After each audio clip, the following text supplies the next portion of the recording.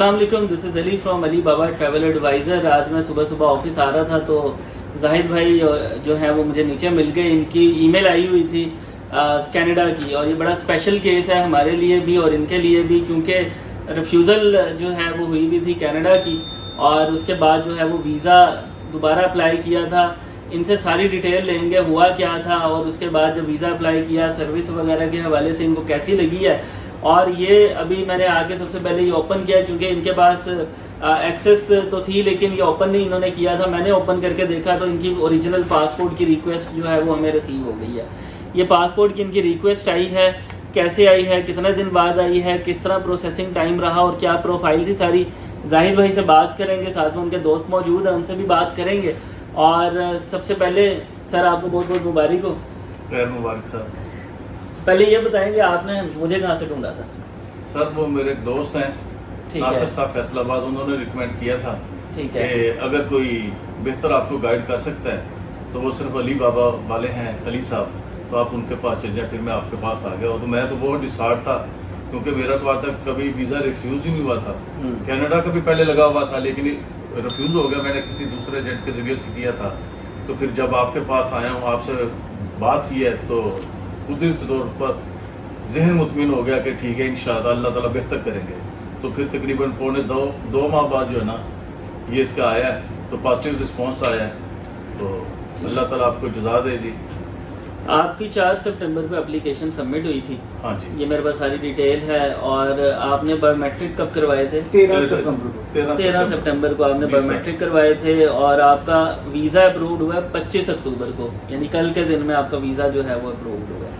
جی ٹھیک ہے. ہاں, یہ تقریباً اس کے اوپر 45 دن جو ہیں وہ آلموسٹ لگے ہیں آپ کی اپلیکیشن پہ. تو اس سے پہلے جو آپ کی ریفیوزل ہوئی تھی وہ اس سے کتنا عرصہ پہلے ہوئی تھی؟ تقریباً 1 ماہ پہلے.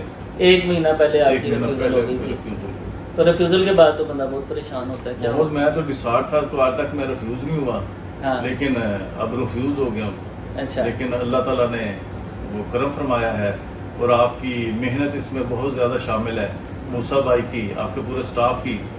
تو اللہ تعالیٰ نے کرم فرما دیا اور ویزا جو ہے نا میرا اپروو ہو گیا.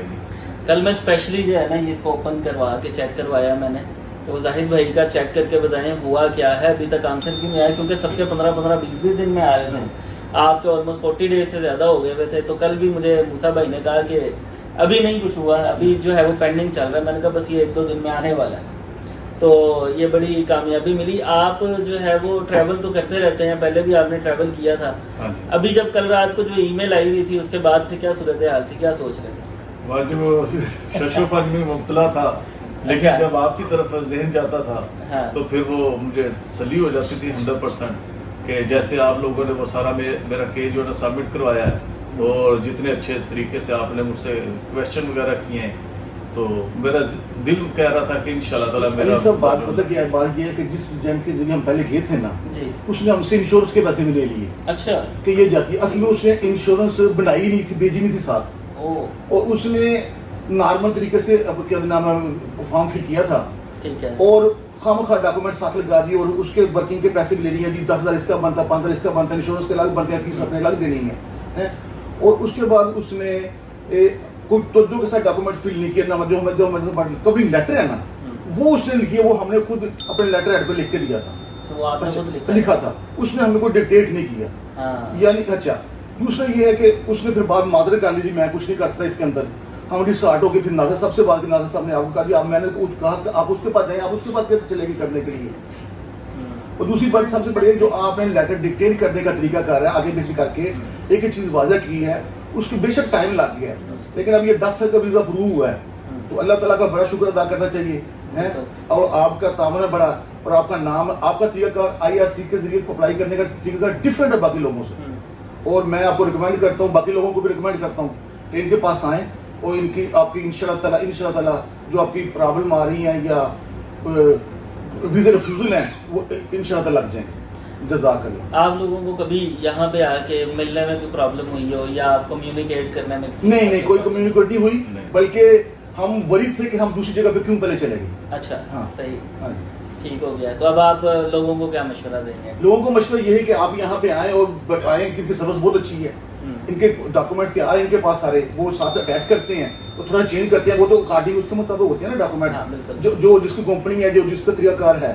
हाँ, अगर हमारा टेक्सटाइल का तो हम उसके मुताबिक तैयार करेंगे, हर तरीके का। सबसे मेन चीज तो जो है लास्ट टाइम जैसे हुआ आपका रिफ्यूजल, तो आपने जो मुझे लेटर दिखाया था कवरिंग लेटर, वो बिल्कुल भी मतलब वो आपने खुद ही उसको रेडी किया था, आपको कंसल्टेंट नहीं, जो आपने लेटर डिक्टेट करके दिया था हम उसमें चेंज करना चाहते थे, मगर आपने कहा नहीं चेंज करनी, आपने कहा नहीं इस तरह था ताकि हमें पता कि आप किस तरह लगना है। हालांकि मैं अक्सर जो है ना कनाडा का 1 पेज पे भी करके देता हूँ कि उसके अंदर समरी पूरी हो, इंसान वो बाकी जो डॉक्यूमेंट्स हैं वो खुद ही चेक कर ले। लेकिन लोग क्या करते हैं, डिफरेंट इन्फॉर्मेशन अजीब अजीब सी उसमें एंटर कर देते हैं जो कि डॉक्यूमेंट्स के साथ मैच ही नहीं कर रही। अच्छा, एक मजे की बात है कि पहले हमने हिस्ट्री लिखी थी पिछले 20 साल की, 20 साल, और हमारी ट्रैवलिंग थी बड़ी। अब आपके मुसर साहब ने लिखी है सिर्फ 3-4 हिस्ट्री लिखी है अमेरिका कनाडा की लास्ट। हाँ जी, बस सिर्फ 5 साल की लिखी, 5 साल की लिखी है, 3 को जितनी भी होगी।